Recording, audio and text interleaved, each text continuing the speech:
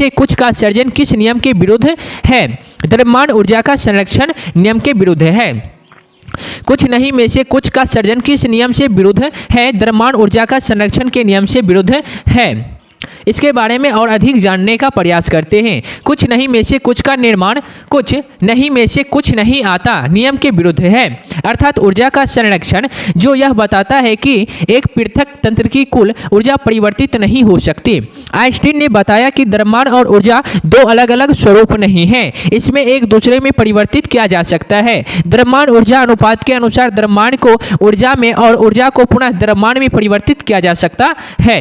ऊर्जा को ना तो उत्पन्न किया जा सकता है और ना ही नष्ट किया जा सकता है, यह केवल एक रूप से दूसरे रूप में परिवर्तित किया जा सकता है। भूमध्य रेखा निम्नलिखित में से किस देश से होकर नहीं गुजरती है? मैक्सिको से होकर नहीं गुजरती है। भूमध्य रेखा निम्नलिखित में से किस देश से होकर नहीं गुजरती है? मैक्सिको से होकर नहीं गुजरती है। इसके अलावा केन्या, इंडोनेशिया, ब्राज़ील से होकर गुजरती है। मैक्सिको को छोड़कर केन्या, इंडोनेशिया, ब्राज़ील से होकर भूमध्य रेखा गुजरती है। मैक्सिको उत्तरी अमेरिका में स्थित एक देश है जहां से भूमध्य रेखा नहीं गुजरती है। 0 डिग्री अक्षांश पर खींची रेखा भूमध्य रेखा या विषुवत रेखा कहलाती है। 21 मार्च और 23 सितंबर को सूर्य की किरणें भूमध्य रेखा पर चमकती है। विषुवत रेखा निम्न देशों से होकर गुजरती है: Ecuador, Colombia, Brazil, Gabon, Congo गणराज्य, लोकतांत्रिक कांगो गणराज्य, Uganda, Kenya, Somalia, Maldives, Indonesia तथा किरीबाती। विषुवत रेखा निम्न देशों से होकर गुजरती है: Ecuador, Colombia, Brazil, Gabon, Congo गणराज्य, लोकतांत्रिक कांगो गणराज्य, Uganda, Kenya, Somalia, Maldives, Indonesia तथा किरीबाती। भूमध्य रेखा 3 महाद्वीपों से होकर गुजरती है। भूमध्य रेखा पर एशिया महाद्वीप के देश हैं मालदीव, इंडोनेशिया, किरीबाती। भूमध्य रेखा पर स्थित अफ्रीका महाद्वीप के देश हैं Somalia, Kenya, Sao Tomé and Principe, Congo गणराज्य, लोकतांत्रिक कांगो गणराज्य, गैबोन, युगांडा है। भूमध्य रेखा पर दक्षिणी अमेरिका के देश हैं ब्राज़ील, कोलंबिया, इक्वाडोर। कर्क रेखा उत्तरी गोलार्ध में भूमध्य रेखा के समांतर 23.5 डिग्री उत्तरी अक्षांश को कहा जाता है। कर्क रेखा पर स्थित प्रमुख देश निम्न हैं: उत्तरी अमेरिका का देश हवाई द्वीप, मैक्सिको, अफ्रीका महादेश का देश मिस्र, लीबिया, नाइजर, अल्जीरिया, माली, पसहारा एंड मारितानिया आदि है। एशिया महादेश का देश ताइवान, चीन, म्यांमार, बांग्लादेश, भारत, ओमान, संयुक्त अरब अमीरात, सऊदी अरब है। मकर रेखा 23.5 डिग्री दक्षिणी अक्षांश को कहा जाता है।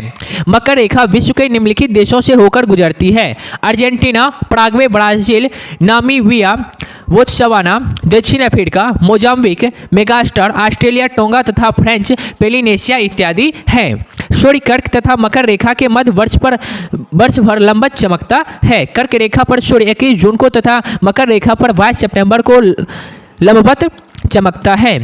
विश्व के इतिहास में पहली परमाणु आपदा कब हुई थी? 6 अगस्त 1945 को। 6 अगस्त 1945 को। विश्व के इतिहास में पहली परमाणु आपदा कब हुई थी? 6 अगस्त 1945 को। विश्व के इतिहास में पहली परमाणु आपदा 6 अगस्त 1945 को अमेरिका के द्वारा जापान के हिरोशिमा शहर पर की गई थी तथा 9 अगस्त 1945 को नागासाकी जापान की दूसरी बार परमाणु बम गिराया गया। परमाणु बम नाभिकीय विखंडन के सिद्धांत पर आधारित होता है। परमाणु बम में प्रायः यूरेनियम U-235 या प्लूटोनियम Pu-239 तत्व का प्रयोग किया जाता है। प्रथम परमाणु बम रॉबर्ट ओपेनहाइमर ने 1945 में बनाया था। हाइड्रोजन बम यह नाभिकीय संलयन पर आधारित होता है। इसका आविष्कार एडवर्ड लेटर ने 1952 में किया था। हाइड्रोजन बम का निर्माण हाइड्रोजन के समस्थानिकों ड्यूटेरियम हाइड्रोजन 12 या D2 व ट्राइटेरियम H11 या T3 के द्वारा किया जाता है। हाइड्रोजन बम की क्षमता परमाणु बम की अपेक्षा 1000 गुना अधिक होती है। भारत में प्रथम परमाणु परीक्षण 18 मई 1974 ईस्वी में पोखरण राजस्थान में किया गया था। इसका कोड स्माइलिंग बुद्धा था। भारत में दूसरा परमाणु परीक्षण 11 व 13 मई 1998 ईस्वी को किया गया था, जिसका कोड शक्ति 98 था। इसमें यूरेनियम से लेकर ट्रिटियम ड्यूटेरियम तक का उपयोग हुआ था। भारत में परमाणु ऊर्जा कार्यक्रम का जनक डॉक्टर होमी जहांगीर भाभा को माना जाता है। भारत का प्रथम परमाणु ऊर्जा संयंत्र तारापुर महाराष्ट्र में है, जिसे संयुक्त राज्य अमेरिका की सहायता से वर्ष 1969 में स्थापित किया गया था। भारत का प्रथम अनुसंधान रिएक्टर अप्सरा वार्क को 1956 ईस्वी में स्थापित किया गया था। सूर्य पर ऊर्जा का निर्माण नाभिकीय संलयन अभिक्रिया के द्वारा उत्पन्न होता है। हाइड्रोजन के समस्थानिकों का संलयन होकर हीलियम नाभिक बनता है और ऊर्जा उत्पन्न होता है। हस्तांतरण मूल का संबंध निम्नलिखित में से किससे है? कण एवं लेखाकण से। कण एवं लेखाकण से। हस्तांतरण मूल का संबंध निम्नलिखित में से किससे है? कण एवं लेखाकण से। हस्तांतरण मूल का आराधन और लेखांकन में प्रयोग किया जाता है। हस्तांतरण कीमत इस प्रकार एक मूल्य है, वह स्वतंत्र उद्यमियों के बीच लेन देन की कीमतों को संदर्भित करता है और यह वस्तुओं के स्थानांतरण, सेवाओं और प्रौद्योगिकी के बीच जुड़े मूल्य को निरूपित करता है। भारत के किस राज्य में सर्वाधिक सिंचाई ट्यूबवेल द्वारा की जाती है? उत्तर प्रदेश। उत्तर प्रदेश। भारत के किस राज्य में सर्वाधिक सिंचाई ट्यूबवेल द्वारा की जाती है? उत्तर प्रदेश में। भारत में उत्तर प्रदेश राज्य में ट्यूबवेल नलकूपों द्वारा सर्वाधिक सिंचाई होती है। भारत में मुख्य रूप से सिंचाई के 4 प्रकार के साधन हैं: कुओं द्वारा, नलकूपों, ट्यूबवेल द्वारा, तालाबों द्वारा, नहरों द्वारा। भारत में सिंचाई का सबसे महत्वपूर्ण साधन नहर है, जिससे कुल सिंचित क्षेत्र का 40% भाग सिंचाई की जाती है। इसके अंतर्गत असम, पंजाब, हरियाणा, केरल, मध्य प्रदेश एवं पश्चिम बंगाल आती है। सिंचाई का द्वितीय मुख्य साधन कुआं है। इसके द्वारा कुल सिंचित क्षेत्र का 37.8% भाग सिंचाई की जाती है। सिंचाई का तृतीय साधन तालाब है, जिसके द्वारा कुल सिंचित क्षेत्र में उसका योगदान 14.5% का है। दक्षिण भारतीय राज्यों आंध्र प्रदेश, कर्नाटक, तमिलनाडु एवं ओडिशा में तालाबों द्वारा सिंचाई की जाती है। नहर द्वारा सर्वाधिक सिंचाई उत्तर प्रदेश में तथा तालाब द्वारा सर्वाधिक सिंचाई तमिलनाडु में होता है। सिंचाई का चतुर्थ साधन नलकूपों का आता है। इसमें कुल सिंचाई क्षेत्र का 7.7% सिंचाई की जाती है। इसके प्रमुख राज्य हैं गुजरात, उत्तर प्रदेश तथा राजस्थान आदि। बिहार में सिंचाई के साधन हैं नहर, नलकूप, तालाब एवं कुआं। बिहार में नहरों से कुल सिंचित भूमि का 27.47% भाग सिंचित होता है। नलकूपों द्वारा कुल सिंचित भूमि का लगभग 61.39% भाग सिंचाई की जाती है। तालाब एवं अन्य से 11.14% भाग सिंचित होता है। मध्य प्रदेश में सर्वाधिक सिंचाई कुओं के द्वारा होता है। कुआं, नलकूप, नहर, तालाब। राजस्थान में सिंचाई का प्रमुख साधन कुएं एवं नलकूप हैं। इससे कुल सिंचित भूमि का लगभग 66% भाग सिंचाई की जाती है। गौतम बुद्ध के संवादों की भाषा क्या है? पाली। पाली। गौतम बुद्ध के संवादों की भाषा क्या है? पाली। इसके बारे में और अधिक जानते हैं। गौतम बुद्ध संवादों में पाली भाषा का उपयोग करते या प्रयोग करते थे। महावीर के संवादों की भाषा प्राकृत थी। प्राकृत। भारतीय आर्य भाषा के मध्य युग में जो अनेक प्रादेशिक भाषाएं विकसित हुई, उसका सामान्य नाम प्राकृत है। उन भाषाओं में जो साहित्य रचे गए उसे प्राकृत साहित्य कहते हैं। पाली। यह प्राचीन उत्तर भारत के लोगों की भाषा थी, जिसे पूर्व में बिहार से पश्चिम में हरियाणा, राजस्थान तक और उत्तर में नेपाल, उत्तर प्रदेश से दक्षिण में मध्य प्रदेश तक बोली जाती थे। इसी भाषा में बौद्ध साहित्य त्रिपिटक की रचना किया गया था। संस्कृत। यह भारतीय उपमहाद्वीप की एक भाषा है। यह हिंदी आर्य भाषा है। आधुनिक भारतीय भाषा इसी से उत्पन्न है। मगधी। यह भारत के मध्य पूर्व में बोली जाने वाली एक प्रमुख भाषा है, जिसका संबंध भोजपुरी और मैथिली से है। विश्व एड्स दिवस निम्नलिखित में से किस तारीख को मनाया जाता है? 1 दिसंबर को। 1 दिसंबर को। विश्व एड्स दिवस निम्नलिखित में से किस तारीख को मनाया जाता है? 1 दिसंबर को। इसके बारे में और अधिक जानते हैं। 1 दिसंबर को विश्व एड्स दिवस के रूप में मनाया जाता है और प्रमुख दिवस को देख लेते हैं थोड़ा सा। 1 मई विश्व मजदूर दिवस, 10 जनवरी विश्व हिंदी दिवस, 12 जनवरी भारतीय युवा दिवस, 15 जनवरी थल सेना दिवस, 28 फरवरी राष्ट्रीय विज्ञान दिवस, 12 अगस्त अंतर्राष्ट्रीय युवा दिवस, 29 अगस्त राष्ट्रीय खेल दिवस, 14 सितंबर राष्ट्रीय हिंदी दिवस। विश्व एड्स दिवस मनाने का उद्देश्य एड्स के बारे में हर उम्र के लोगों के बीच जागरूकता बढ़ाना है। सबसे पहले विश्व एड्स दिवस को वैश्विक स्तर पर मनाने का शुरुआत WHO द्वारा 1988 में हुई थी। निम्नलिखित में से कौन रक्षा मंत्रालय का या के विभाग है? रक्षा विभाग, रक्षा अनुसंधान एवं विकास विभाग, रक्षा उत्पादन विभाग, रक्षा वित्त विभाग। नीचे दिए गए कोड का प्रयोग करके सही उत्तर चुनें। A, B और C। A, B और C। रक्षा विभाग, रक्षा अनुसंधान एवं विकास विभाग और रक्षा उत्पादन विभाग। निम्नलिखित में से कौन रक्षा मंत्रालय के भाग हैं? तो रक्षा विभाग, रक्षा अनुसंधान एवं विकास विभाग, रक्षा उत्पादन विकास, ये सारे रक्षा मंत्रालय के विभाग हैं। इसके बारे में और अधिक जानते हैं। रक्षा मंत्रालय के अंतर्गत निम्न विभाग आते हैं: रक्षा विभाग, रक्षा उत्पाद विभाग, भूतपूर्व सैनिक कल्याण विभाग, रक्षा अनुसंधान तथा विकास विभाग, सैन्य कार्य विभाग इत्यादि से मिलकर बनता है। रक्षा विभाग देखते हैं। रक्षा विभाग एकीकृत रक्षा स्टाफ IDS और तीनों सेनाओं तथा विभिन्न अंतर सेवा संगठनों संबंधी कार्य करता है।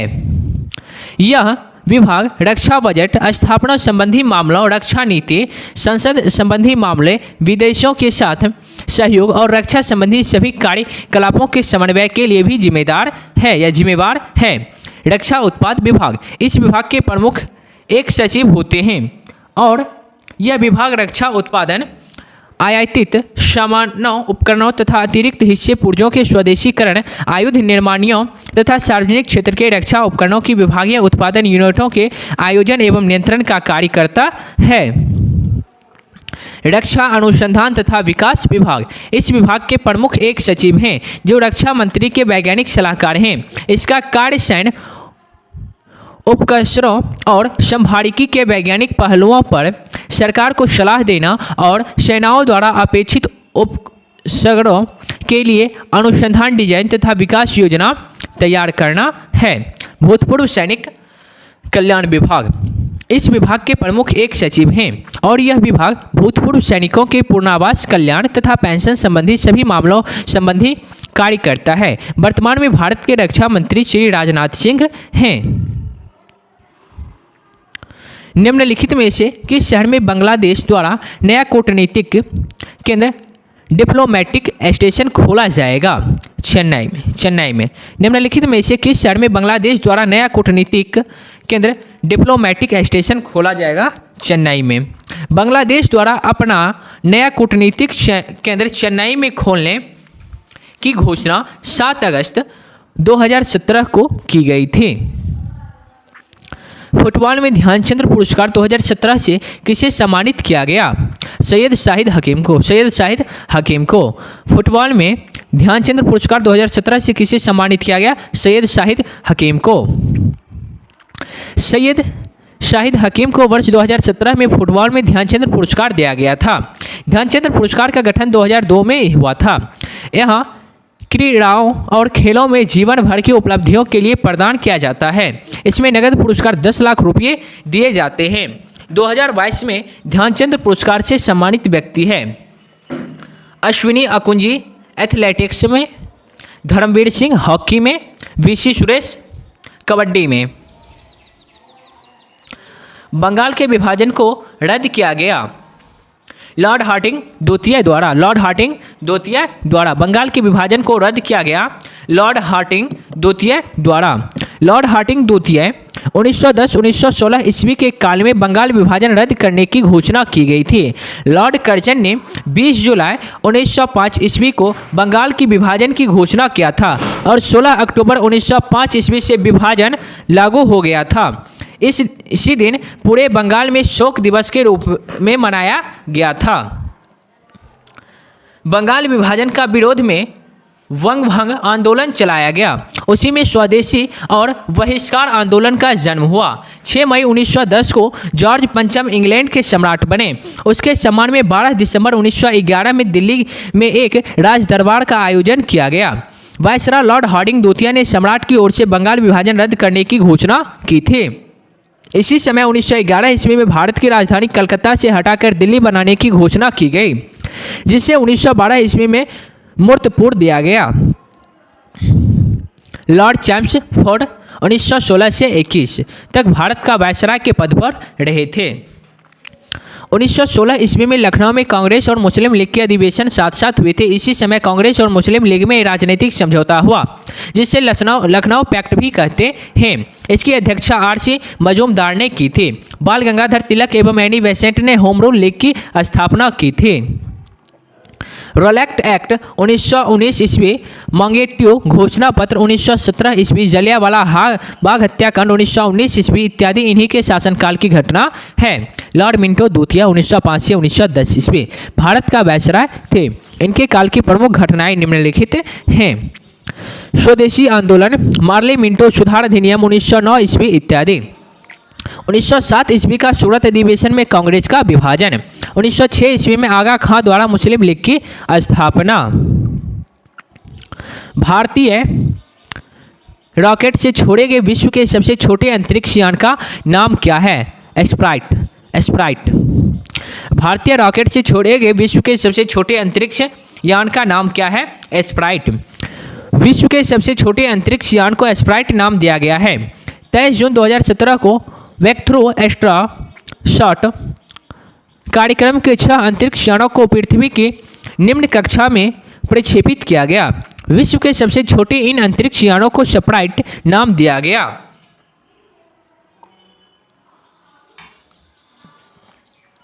ये अंतरिक्ष यान इसरो के PSLV-C 38 द्वारा प्रक्षेपित इटली के उपग्रह मैक्स वेलियर और लाटविया के उपग्रह वेंटा 1 पर संलग्न किया गया था। केवल 4 ग्राम वजनी प्रत्येक अंतरिक्ष यान की लंबाई x चौड़ाई 3.5 सेंटीमीटर गुना 3.5 सेंटीमीटर है और इसमें सौर ऊर्जा संचालित radio sensor, solar cells, magnetometer, micro controller आदि संलग्न है। भारत द्वारा 19 अप्रैल 1975 ईस्वी में पहला कृत्रिम उपग्रह आर्यभट्ट प्रक्षेपित किया गया था और यह पूर्णतः तकनीक से निर्मित था। भास्कर द्वितीय को 20 नवंबर 1981 में कास्पुतिन यान से प्रक्षेपित किया गया था। यह पृथ्वी अवलोकन उपग्रह था जिसके द्वारा टेलीमेट्री, समुद्र विज्ञान और जल विज्ञान पर आंकड़े जुटाए हैं।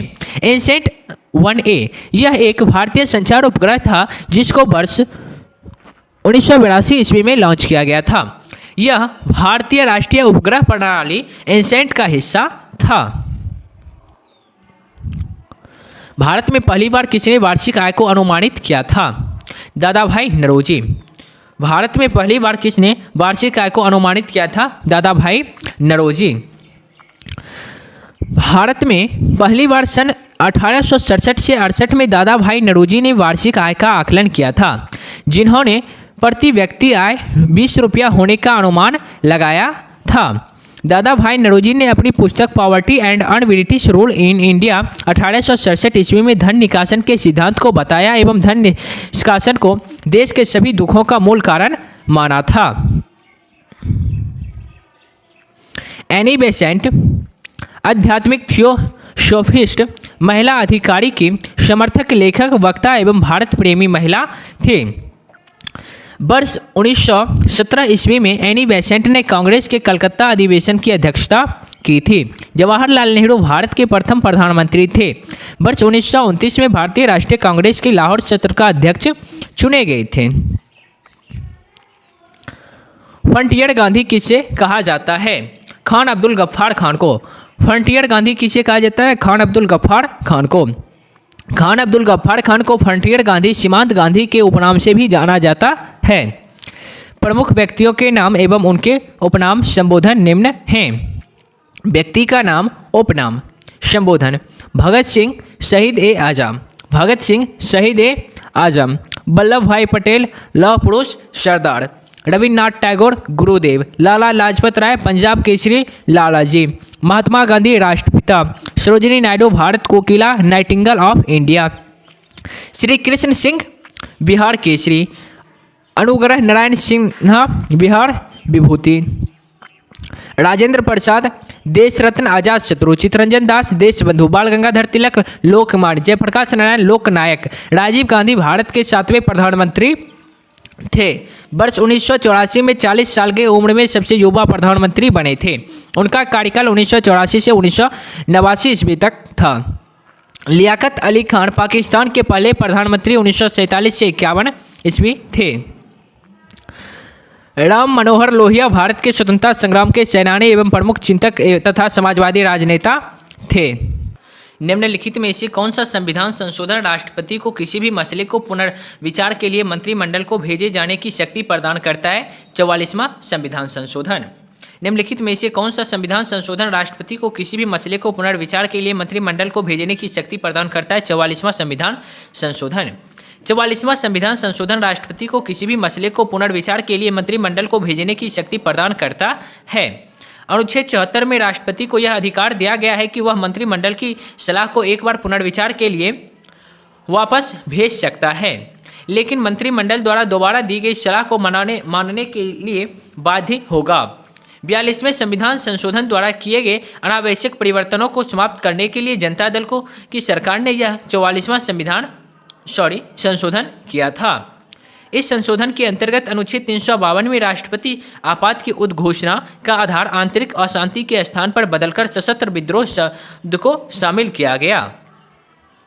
मूल अधिकार में सम्मिलित संपत्ति के अधिकार को समाप्त करके अनुच्छेद 300 क के अंतर्गत इसे विधेयक अधिकार का दर्जा दिया गया। 39वां संविधान संशोधन 1975 ईस्वी में हुआ था। राष्ट्रपति, उपराष्ट्रपति, लोकसभा अध्यक्ष तथा प्रधानमंत्री के निर्वाचन को न्यायालय में चुनौती नहीं दी जा सकती है। इसका निपटारा ऐसे प्राधिकारी द्वारा किया जा सकेगा जिसे संसदीय कानून द्वारा नियुक्त किया जाए। 40वां संविधान संशोधन 1976 ईस्वी में हुआ था। इसके द्वारा 9वीं अनुसूची में कुछ अधिनियम शामिल किए गए थे। 42वां संविधान संशोधन 1976 में हुआ था। यह संविधान संशोधन अभी तक पारित सभी संशोधनों में अधिक व्यापक था, इस कारण इसे लघु संविधान कहा गया। इसके द्वारा किए गए प्रमुख संशोधन निम्न हैं। संविधान की उद्देशिका में 3 शब्द पंथ निरपेक्ष, समाजवादी तथा अखंडता शब्दों को जोड़ा गया। नीति निर्देशक तत्वों में 3 नए निर्देशक तत्वों को शामिल किया गया। सामान्य न्याय और निःशुल्क विधिक सहायता अनुच्छेद 39 का क। उद्योगों के प्रबंधन में कर्मकारों की भागीदारी अनुच्छेद 43 क। पर्यावरण की रक्षा और सुधार एवं वन्यजीव की सुरक्षा अनुच्छेद 48 क। एक नए अध्याय भाग 4 क में अनुच्छेद 51 क जोड़कर नागरिकों के 10 मूल कर्तव्यों का उल्लेख किया गया। अनुच्छेद 74 में यह व्यवस्था की गई कि राष्ट्रपति मंत्री परिषद की सलाह मानने के लिए बाध्य होगा। विधानसभा एवं लोकसभा के कार्यकाल को 5 वर्ष से बढ़ाकर 6 वर्ष कर दिया गया तथा इसे पुनः 44वां संविधान संशोधन 1978 ईस्वी के द्वारा इसे 6 वर्ष से घटाकर 5 वर्ष कर दिया गया। सूची 1 तथा सूची 2 को सम्मिलित कीजिए तथा सूचियों के नीचे दिए गए कूटों से सही उत्तर चुनिए। सूची 1, सूची 2, संवैधानिक प्रावधान स्रोत।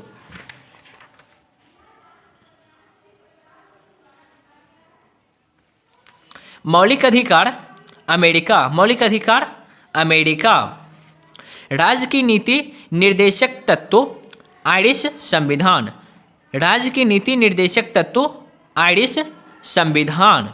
संसदीय सरकार ब्रिटिश संविधान। संसदीय सरकार ब्रिटिश संविधान। केंद्र राज्य संबंध कनाडा का संविधान। केंद्र राज्य संबंध कनाडा का संविधान। मौलिक अधिकार अमेरिका का अधिकार पत्र राज्य की नीति निर्देशक तत्व आयरिश संविधान। संसदीय सरकार ब्रिटिश संविधान। केंद्र राज्य संबंध कनाडा का संविधान।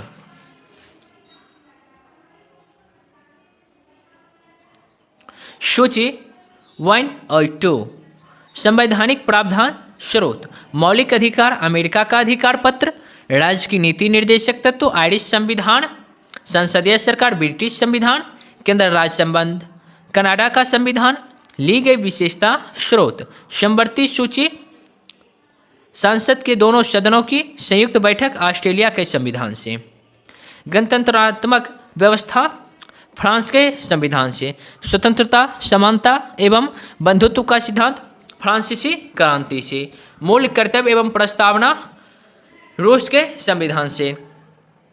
मूल कर्तव्य एवं प्रस्तावना में न्यायिक आदर्श, रूस के संविधान से। आपातकालीन उपबंध, जर्मनी के संविधान से।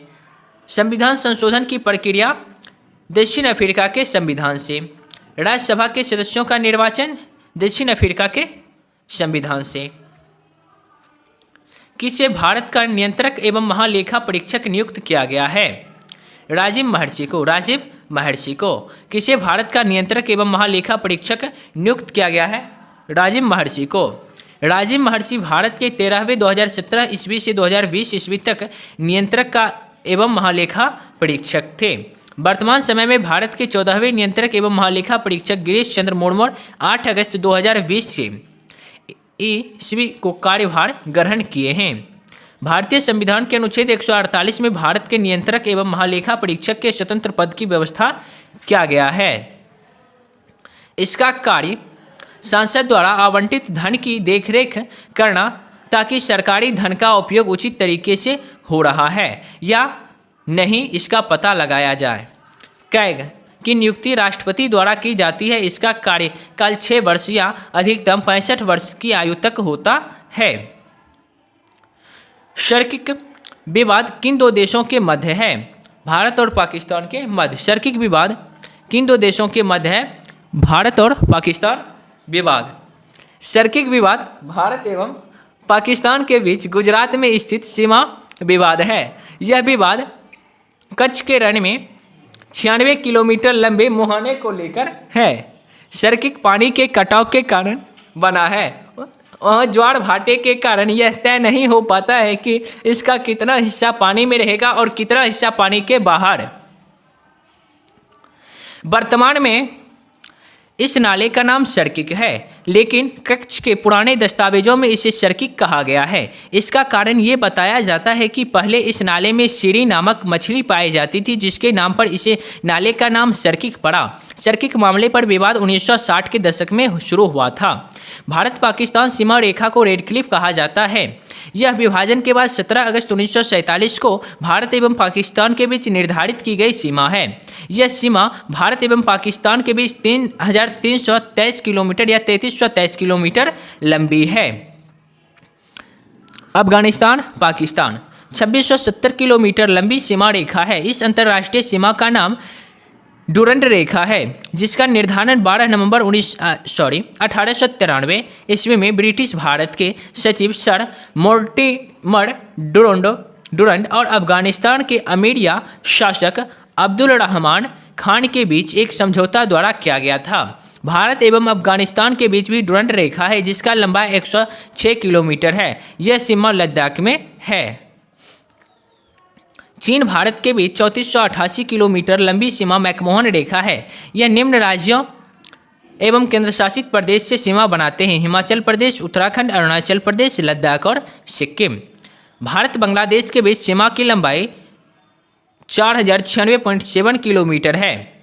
यह भारत के निम्न राज्यों से सीमा रेखा बनाती है, जो इस प्रकार है: पश्चिम बंगाल, असम, मेघालय, त्रिपुरा एवं मिजोरम। भारत से सर्वाधिक सीमा साझा करने वाला देश बांग्लादेश तथा सबसे कम सीमा साझा करने वाला देश अफगानिस्तान है। किस देश ने वर्ष 2040 ईस्वी तक पेट्रोल और डीजल कारों की बिक्री पर पूरी तरह से प्रतिबंध लगाने का निर्णय लिया है? फ्रांस। किस देश ने वर्ष 2040 तक पेट्रोल और डीजल कारों की बिक्री पर पूरी तरह से प्रतिबंध लगाने का निर्णय लिया है? फ्रांस ने जीवाश्म ईंधन से चलने वाली गाड़ियों पर प्रतिबंध की घोषणा किया था कि 2040 तक पेट्रोल और डीजल के वाहनों के बिक्री बंद होने चाहिए। फ्रांस पश्चिम यूरोप में स्थित एक देश है। इसकी राजधानी पेरिस है। निम्नलिखित में से कौन सा मोबाइल ऐप केंद्रीय ग्रामीण विकास मंत्रालय द्वारा सड़कों के रखरखाव हेतु बनाया गया है? आरंभ। निम्नलिखित में से कौन सा मोबाइल ऐप केंद्रीय ग्रामीण विकास मंत्रालय द्वारा सड़कों के रखरखाव हेतु बनाया गया है? आरंभ मोबाइल ऐप का शुरुआत सड़कों के रखरखाव के लिए 24 जुलाई 2017 ईस्वी को केंद्रीय ग्रामीण विकास, पंचायती राज, पेयजल एवं स्वच्छता मंत्री नरेंद्र सिंह तोमर ने किया था। इस मोबाइल ऐप के माध्यम से ग्रामीण सड़कों के रखरखाव प्रबंधन को सुगम बनाया जाएगा। भारत के किस राज्य को यूएन पब्लिक सर्विस अवार्ड से सम्मानित किया गया है? पश्चिम बंगाल को। भारत के किस राज्य को यूएन पब्लिक सर्विस अवार्ड से सम्मानित किया गया है? पश्चिम बंगाल को। 23 जून 2017 को पश्चिम बंगाल सरकार को वर्ष 2017 ईस्वी का प्रतिष्ठित संयुक्त राष्ट्र लोक सेवा पुरस्कार प्रदान किया गया था। यह पुरस्कार राज्य के कन्याश्री प्रकल्प योजना के लिए दिया गया था। ग्लोबल हंगर इंडेक्स निम्नलिखित में से किसके द्वारा प्रकाशित किया जाता है? International food policy research institute के द्वारा। ग्लोबल हंगर इंडेक्स निम्नलिखित में से किसके द्वारा प्रकाशित किया जाता है? International food policy research institute के द्वारा। Global hunger index international food policy research institute द्वारा जारी किया जाता है। वैश्विक भूख सूचकांक या ग्लोबल हंगर इंडेक्स एक ऐसा उपकरण है जिससे विश्व स्तर पर और देश के आधार पर भूख को मापता है।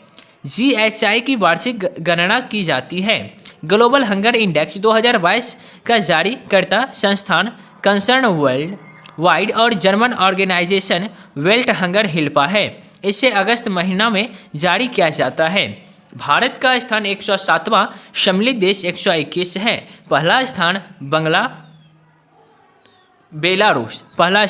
बेलारूस। नांगल किसके लिए जाना जाता है? उर्वरक के लिए। नांगल किसके लिए जाना जाता है? उर्वरक के लिए।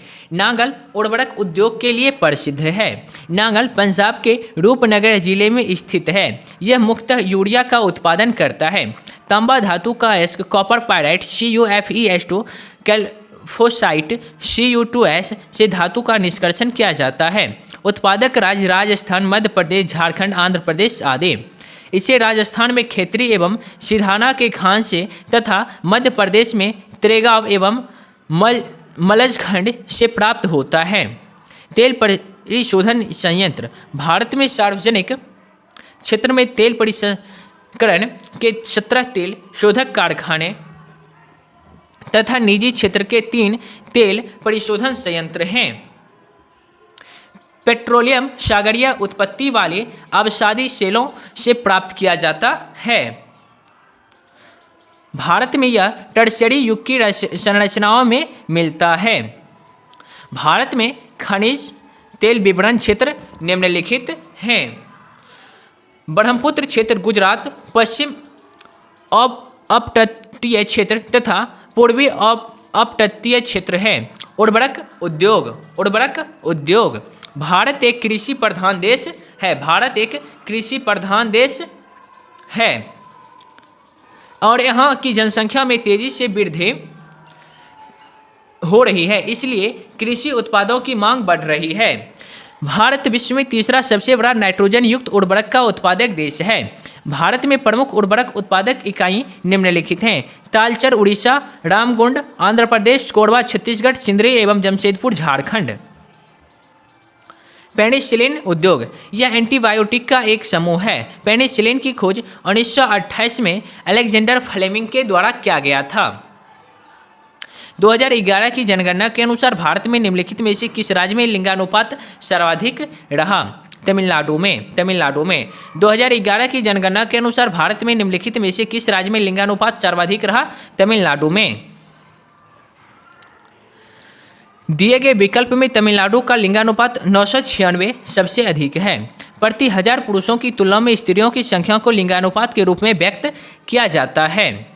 राज्य या संघ क्षेत्र लिंगानुपात। गोवा 973, तमिलनाडु 996, सिक्किम 890, कर्नाटक 973, केरल 1084 सबसे अधिक, दमन और दीव 618